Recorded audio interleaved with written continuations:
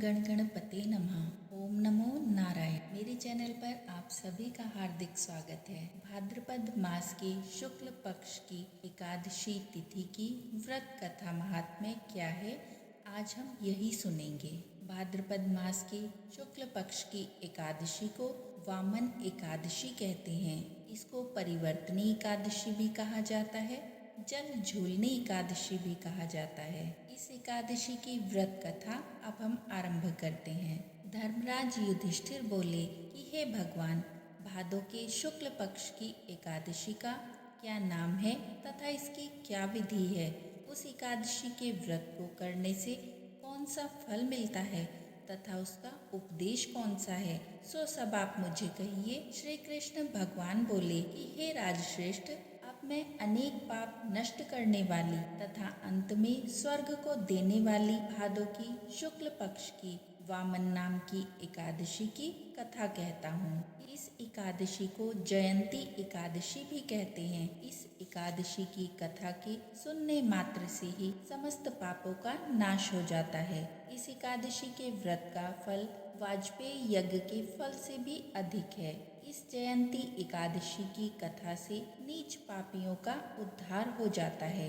यदि कोई धर्म परायण मनुष्य एकादशी के दिन मेरी पूजा करता है तो मैं उसे संसार की पूजा का फल देता हूँ। जो मनुष्य मेरी पूजा करता है उसे मेरे लोक की प्राप्ति होती है।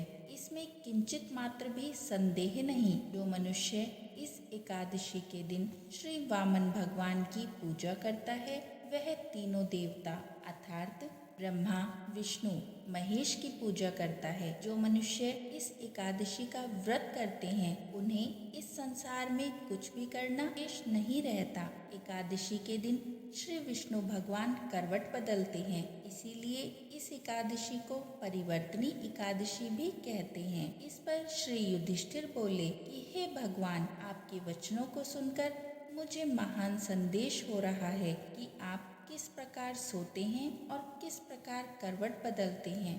आपने बलि को क्यों बांधा और वामन रूप धारण करके क्या लीलाएं की। चातुर्मास व्रत की विधि क्या है तथा आपके शयन करने पर मनुष्य का क्या कर्तव्य है, सो सब आप मुझे विस्तार पूर्वक कहिए। श्री कृष्ण भगवान बोले कि हे राजन, अब आप पापों को नष्ट करने वाली कथा का श्रवण करो।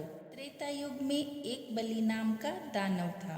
वह अत्यंत भक्त, दानी, सत्यवादी तथा ब्राह्मणों की सेवा करता था। वह अपनी भक्ति के प्रभाव से स्वर्ग में इंद्र के स्थान पर राज्य करने लगा। इंद्र तथा अन्य देवता इस बात को सहन न कर सके और भगवान के पास प्रार्थना करने लगे। अंत में भगवान ने वामन का रूप धारण किया। मैंने अत्यंत तेजस्वी ब्राह्मण बालक के रूप में राजा बलि को जीता। इस पर युधिष्ठिर बोले कि हे जनार्दन, आपने वामन का रूप करके बलि को किस प्रकार जीता, सो सब आप विस्तार पूर्वक समझाइए। श्री कृष्ण भगवान बोले कि हे राजन, मैंने वामन का रूप धारण करके राजा बलि से याचना की कि हे राजन, तुम 3 पग भूमि मुझे दे दो, इससे तुम्हारे लिए 3 लोक दान का फल प्राप्त होगा। राजा बलि ने इस छोटी सी याचना को स्वीकार कर लिया और भूमि देने को तैयार हो गए।